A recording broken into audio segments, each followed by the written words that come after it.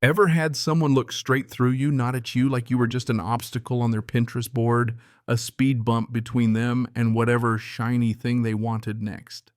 Yeah, that was me.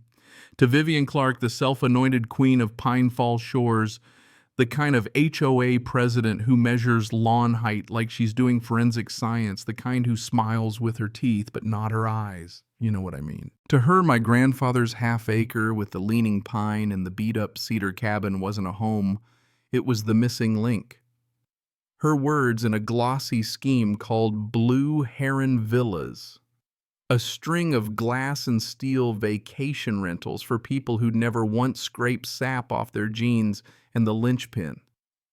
The key turned the road access, and the best slice of shoreline sat right where my porch did, where my coffee steamed at sunrise and loons cut the mist, where I planned to mind my business and let my boots dry in peace. Until she showed up with a folder and perfume that smelled like old money and victory laps. "Ethan, darling," she purred, spreading blueprints like a card dealer. And there it was, my cabin replaced by a chrome rectangle labeled Lot A.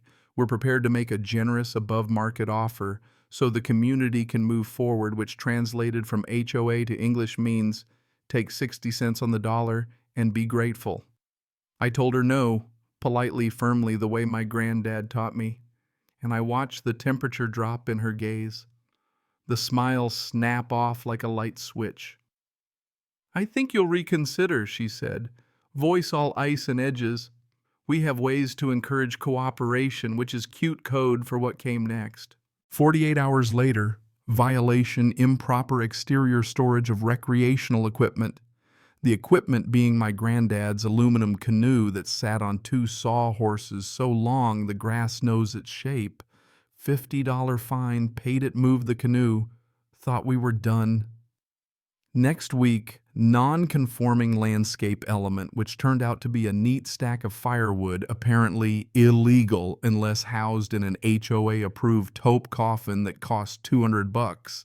And then the paint my cabin's trim forest green since Eisenhower suddenly, not an earth tone, 30 days to repaint to sandy beige dune mist or compliant taupe. Yeah, that happened. I took my deed, the original subdivision survey, and a calm head to the board meeting, Vivian at the lectern in a power blazer, Brenda the secretary nodding like a bobblehead, and poor Bob the treasurer with the permanent startled look, and I laid it all out. Grandfathered use, decades of precedent, door trim that predates the HOA itself. "Rules are rules," Vivian said, sing-song sweet and steel underneath. "We can't make exceptions." And when I pointed across the cul-de-sac at a playground set that's been there since before YouTube, she cut me off with that little hand wave dictator's practice in mirrors. "The board will take your comment under advisement, which means we're going to keep swinging till you fold. Fines doubled for repeats," letters arrived from a lawyer whose name, funny coincidence, matched the developer listed on her slides. Threats of a lien. If I didn't rectify immediately, neighbors started whispering, "Why not just sell as if a home was a chess piece? You move for convenience." And I'll be honest for a minute, the noise worked. The exhaustion crept in. Bullies bank on that they weaponize time and tedium. But here's the part. Vivian never scouted before I moved out here to live quiet. I spent 10 years in a very specific corner of the federal world, turning pixels and contours into decisions, reading the ground like sheet music, explaining to people with stars on their shoulders where roads really were and where water used to be. So if she wanted a paper fight, fine, but we weren't using her flimsy handbook. We were going to use the Earth's memory. The final notice came by certified mail, a last chance thunderclap. And tucked inside was a slick new survey with my lakefront shaved by 20 feet. A redrawn line so smug it practically smirked integration of Lot 12B into communal lakeside area, which is HOA, for we're stealing the part you love, and something in me went from hot to cold. That quiet you get when the decision's made. I brewed coffee that night, shut the porch light, and woke up the workstation. I hadn't needed in a while. 3 big screens humming, hard drives spinning like old friends clearing their throat. Let me back up a sec. This is the part where the map fights back. County plat map digitized and geo-referenced the legal lines the clerk swears on, overlaid their shiny fiction. The theft lit up like a runway, but proving wrong wasn't enough.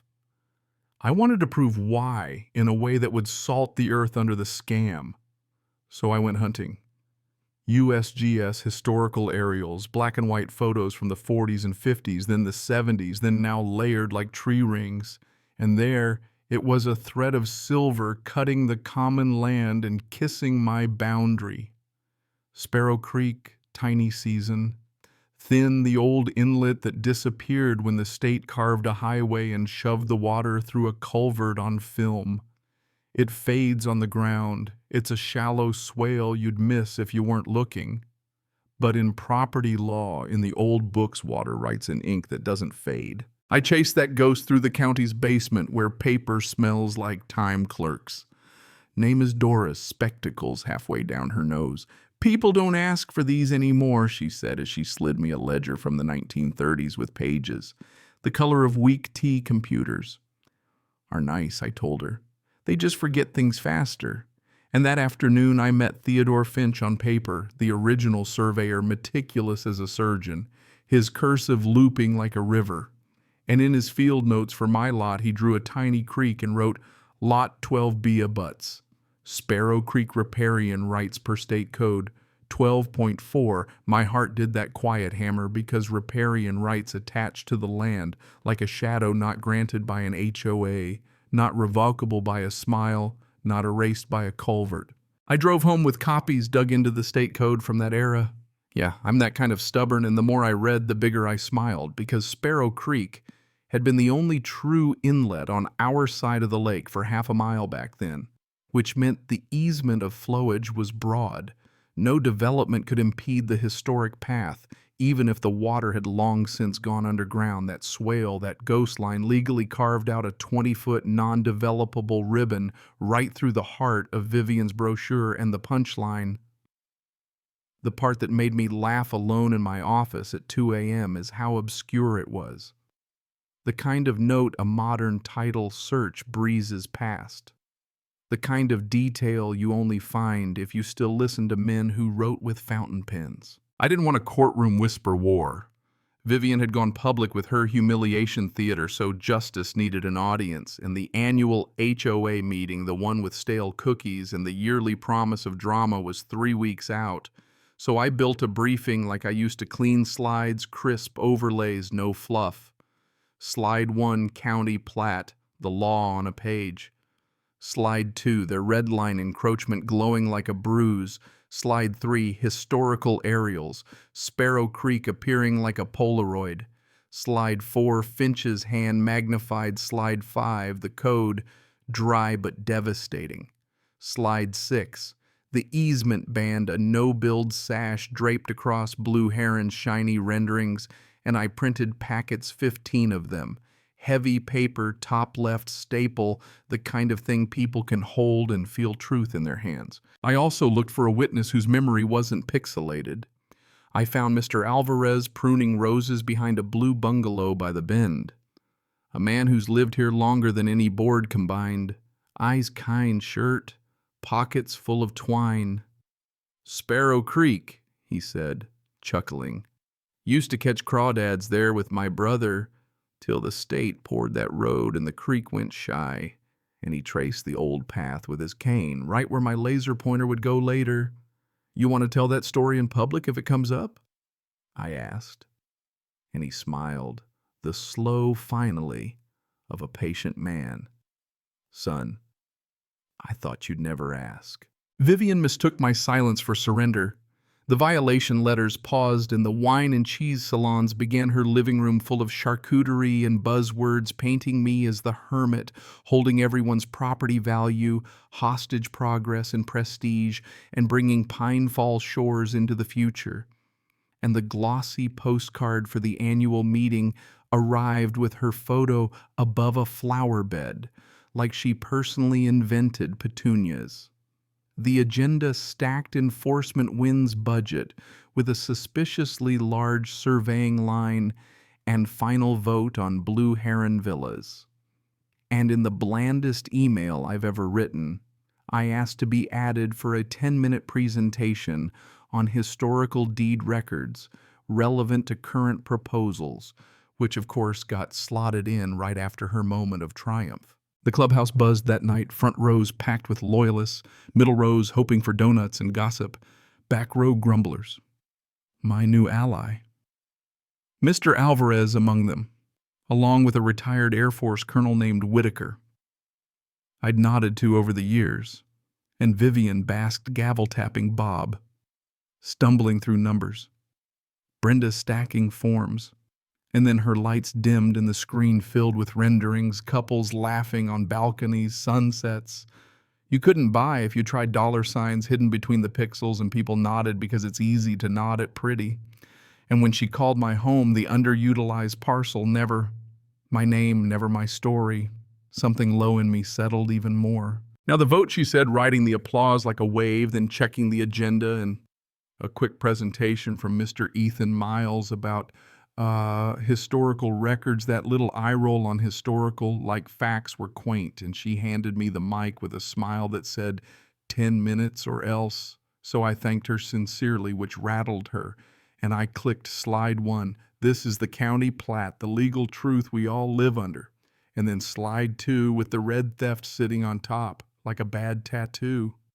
A murmur moved through the room and Vivian jumped.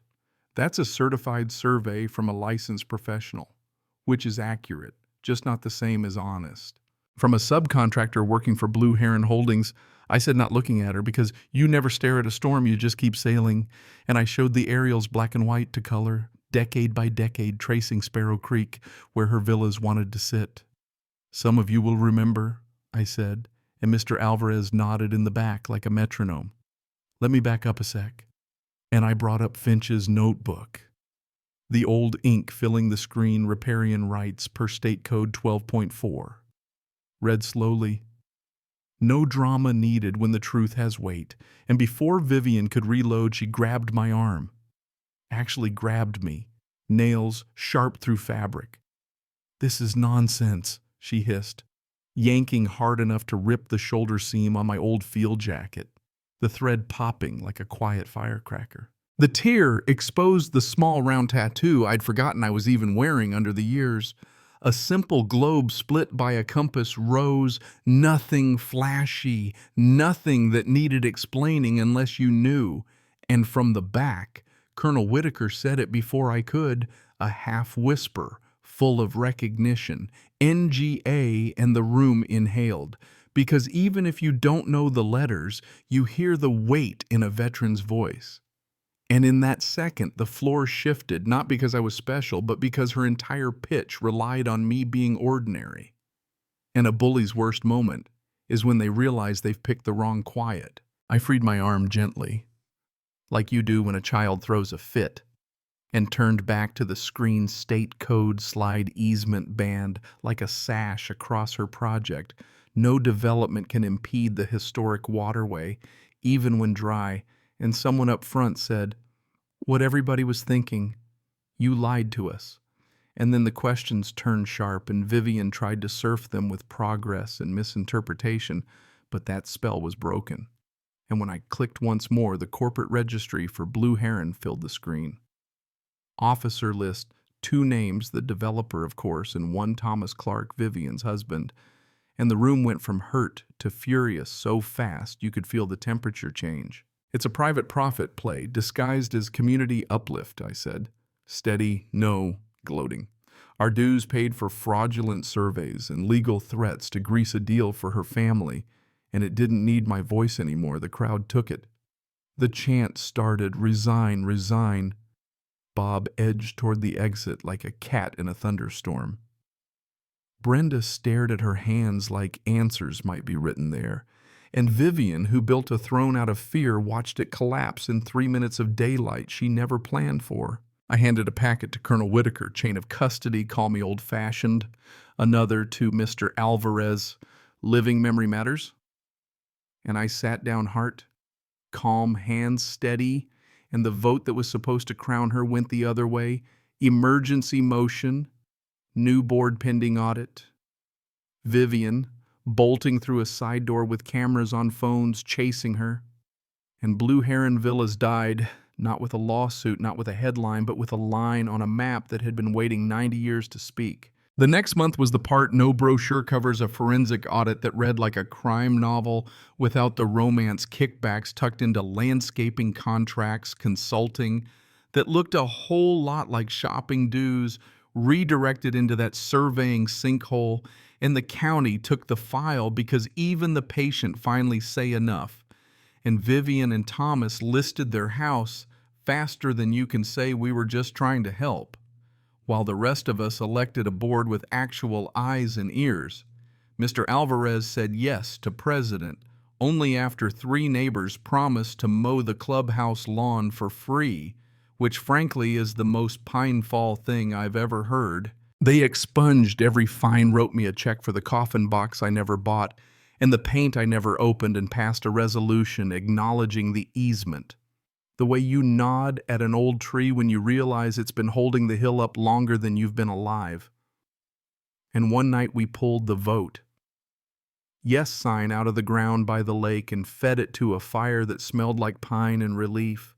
People passed marshmallows and stories, and nobody said progress. We just watched sparks climb and fade. My cabin didn't get bigger or shinier. It just got quieter again. The good quiet canoe back on the sawhorses, wood stacked where it's always been. The trim still green out of pure, stubborn gratitude. And I sit on the porch most mornings with cheap coffee and a ridiculous view that money keeps trying to buy and can't. And sometimes I catch my reflection in the window scar of a torn seam stitched clean, and I think about how bullies build mazes and demand you get lost, how they count on your hurry, your fatigue, your polite shrug, and how the antidote isn't louder lungs, it's patient facts. It's the story the land tells if you let it. So here's where I leave you. Sunrise rolling over Sparrow Creek's ghost path, a ribbon of dew catching light like it remembered something. Loons stitching sound across the water, neighbors nodding on their way to work, the kind of morning that looks ordinary unless you know what almost replaced it. And I'll ask you the same question I asked myself the night I powered on those old monitors. What battle feels unwinnable because someone told you the maze was the only arena? And what truth, old, boring, undeniable, could reroute the whole thing if you dragged it into daylight and said, walk here? If this hit a nerve, if you've wrestled an HOA, a boss, a bureaucrat who mistakes, because I said so, for law, drop your story below. Tell me where you found your Sparrow Creek, where the map fought back. Tell me if you think what we did was justice or just luck. Whether property rights should bend to progress or stand like pine in a storm. I'm listening. The porch is open. The comments are the coffee, and somewhere out there a bully is practicing their smile. So let's give somebody else a map.